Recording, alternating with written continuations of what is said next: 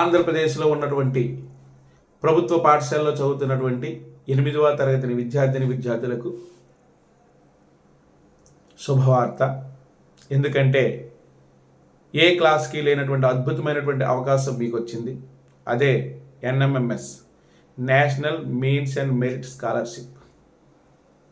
గత దశాబ్ద కాలంలో చాలామంది విద్యార్థులు NMMSకి సెలెక్ట్ అయ్యి 12,000 చొప్పున 4 సంవత్సరాలకి, ఇప్పుడు 15,000 చొప్పున 4 సంవత్సరాలకి తీసుకోబోతున్నారు. అయితే ఇక్కడ డబ్బులు అనేది పక్కన పెడితే NMMS వల్ల ఎటువంటి ప్రయోజనాలు, దానికి తగినటువంటి అర్హతలు ఏమిటి, ఎలా చదవాలి అన్న అంశం మీద 8th క్లాస్ని బోధిస్తున్నటువంటి సోషల్ స్టడీస్ టీచర్స్కి, అలాగే మ్యాథమెటిక్స్ టీచర్స్కి, అలాగే సైన్స్ టీచర్స్కి, అలాగే మెంటల్ ఎబిలిటీపై పూర్తి అవగాహన ఉన్నటువంటి ఉపాధ్యాయ మిత్రులకు కూడా ఈ సందర్భంగా మీకు విజ్ఞప్తి. మిత్రులారా, మనకి ఇంతకుముందు 4th క్లాస్లోనో 5th క్లాస్లోనో రెసిడెన్షియల్ నవోదయ అంటే ఎంతో ఫేమస్. ఆ ఎగ్జామ్స్, ఎంట్రన్స్ ఎగ్జామ్స్, అది ఎలిమెంటరీ లెవెల్లో. దానికి సెలెక్ట్ అయితే ఖచ్చితంగా ఒక మంచి ఉన్నతమైనటువంటి పాఠశాలలోకి వెళ్ళి వాడు ఉన్నతమైనటువంటి భవిష్యత్తును ఎంచుకునే అవకాశం, ఎక్కువ అవకాశాలు ఉన్నాయని చెప్పేసి మనం ఎంతో గర్వపడేవాళ్ళం. అది ఇప్పటికీ అలా కొనసాగుతూ ఉంది.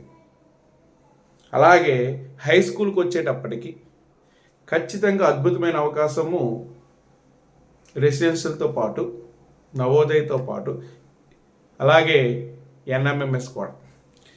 ఈ మాట ఎందుకు అంటానంటే NMMSలో 90 మార్కులకి మెంటల్ ఎబిలిటీ ఉంటుంది, 90 మార్కులకి సబ్జెక్ట్ ఉంటుంది. ఆ 90 మార్కుల్లో మ్యాథమెటిక్స్ 20 మార్కులు, PS, NS కలిపి 35 మార్కులు, సోషల్ స్టడీస్ 35 మార్కులు. అంటే మ్యాథ్ 90, శాట్ 90. అలా గుర్తుపెట్టుకోండి. మొత్తం 180 మార్కులకు గాను మన పరీక్ష ఉంటుంది. అయితే ఇక నేను చెప్పే అంశం ఏమిటంటే, ముందుగా ఉపాధ్యాయ మిత్రులందరూ కూడాను ఈ సిలబస్ పైన పూర్తి అవగాహన ఒక్కసారి చేసుకోవాల్సిందిగా మనవి. ఎందుకంటే ఇప్పుడు మార్కెట్లో మెంటల్ ఎబిలిటీకి సంబంధించిన కానీ లేదా కంటెంట్కి సంబంధించిన బుక్స్ చాలా ఉన్నాయి.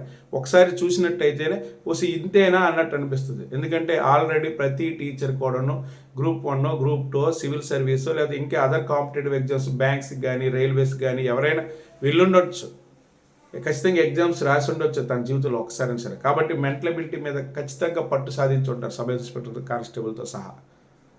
కాబట్టి ఇలాంటి సందర్భాల్లో ఖచ్చితంగా ఆ నాలెడ్జ్ అనేది ఆ టీచర్కి ఉంటుంది. దాన్ని మరింత పదిలెక్కి ఓపిక మీద ఒక 4 నెలలు 5 నెలల పాటు కష్టపడితే ఖచ్చితంగా ఆ పిల్లల భవిష్యత్తుకి బంగారు బాటలు వేసేవాళ్ళు అవుతారని మీకు ముందుగానే విజ్ఞప్తి చేస్తున్నాను. మెంటల్ ఎబిలిటీ చాలా తేలిగ్గా ఉంటుంది, అంత కఠినమైనటువంటి పరీక్ష విధానం ఏమీ కాదు. 90 మార్కులకి అందులో ఏ అంశాలు ఉంటాయన్న అంశం మీద మీకు ఆల్రెడీ ఇంతకుముందే NMS సంబంధించిన వీడియో పెట్టాను. అలాగే మిగతా శాట్ ఏదైతే ఉందో, సోషల్ స్టడీస్ కానీ, మ్యాథమెటిక్స్ కానీ, లేకపోతే సైన్స్ కానీ 90 మార్కులు ఏదైతే ఉందో, ఈ 90 మార్కులు అనేవి ఖచ్చితంగా రేపు ఇన్ ఫ్యూచర్లో మెడిసిన్కి వెళ్ళినా, లేదా ఇంజనీరింగ్ వైపు వెళ్ళినా, లేదా సివిల్స్ వైపు, లేదా ప్రభుత్వ ఉద్యోగం వైపు వెళ్ళినా కానీ ఖచ్చితంగా ఈ కష్టం అనేది ఆ రోజు ఉపయోగపడుతుంది. 8th క్లాస్లో NMMS రాసిన వాళ్ళు 9th క్లాస్లో NTS రాయొచ్చు.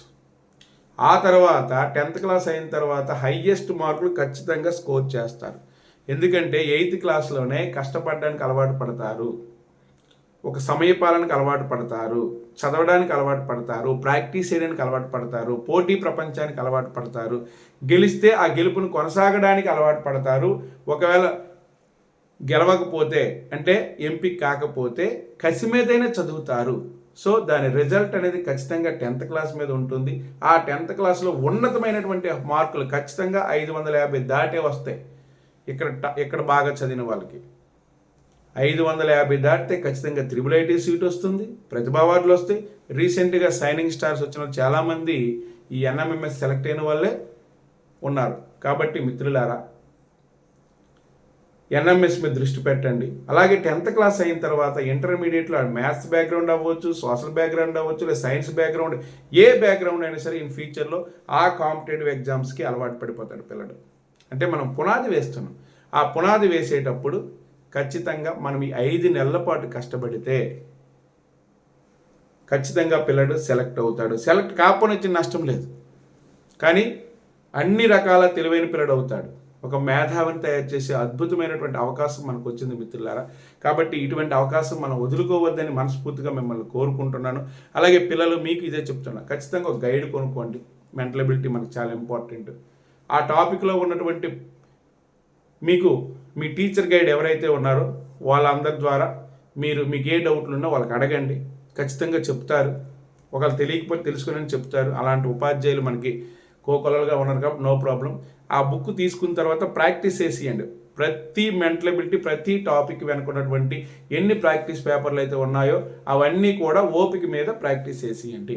అలాగే నాన్ వెర్బల్ వచ్చేటప్పటికి బొమ్మలు ఉంటాయి, అది కూడాను ఖాళీగా మెంటల్ ఎబిలిటీ చేసేటప్పుడు ఖచ్చితంగా చాలా ఎంజాయ్ చేస్తారు పిల్లలు, హ్యాపీగా ప్రాక్టీస్ చేస్తారు. ఎందుకంటే అవన్నీ కూడాను మన బుర్రకు పదును, మెదడుకు మేత అంటాం.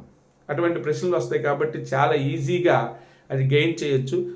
మంచి టీచర్ గైడ్ ఉంటే ఇంకా అద్భుతం. ఇంకొకటి టీం వర్క్ కూడా పిల్లల్లో కూడా.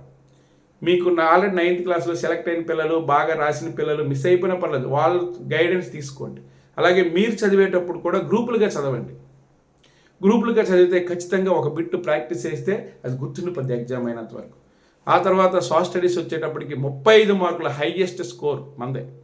నేను సోషల్ టీచర్ని కాబట్టి 35 మార్కుల్లో జాగ్రఫీ, హిస్టరీ, ఎకనామీ, పాలిటీ ఈజీగా డివైడ్ చేయడం జరుగుతుంది. ముఖ్యంగా 7th క్లాస్ అలాగే 8th క్లాస్ ఇప్పటి వరకు ఎగ్జామ్స్ అంటే ఎన్ఎంఎస్ ఎగ్జామ్ అవుతుందో అంత ముందు వరకు, సో ఆ నెల వరకు అంటే డిసెంబర్ వరకు మనం చెప్పాల్సిందే.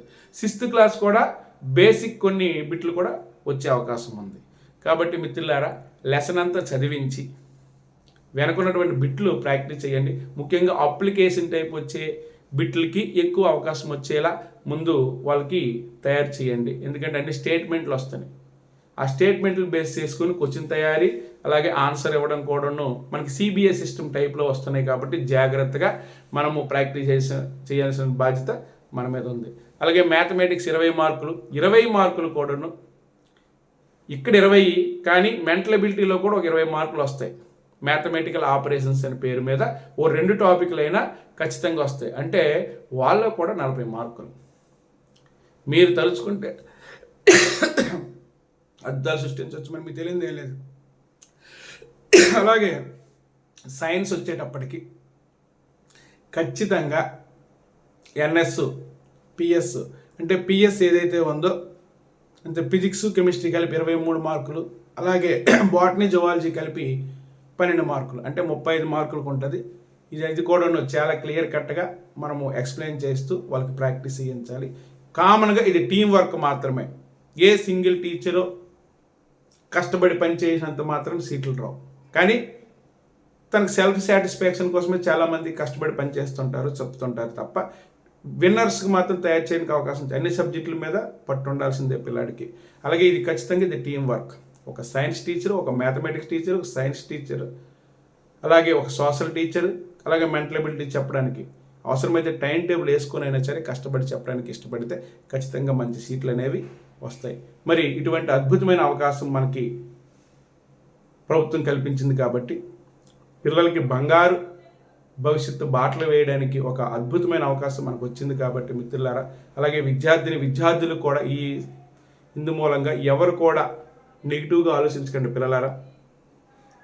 ప్రాక్టీస్కి రండి, కష్టపడడానికి ఇష్టపడండి, చదవడానికి ఇష్టపడండి, పోటీ ప్రపంచానికి అలవాటు పడండి. ఖచ్చితంగా మీరు భవిష్యత్తులో కూడా మంచి విన్నర్స్ అవుతారనే నమ్మకంతో మీ కరీం రాజేశ్వరరావు. Thank you.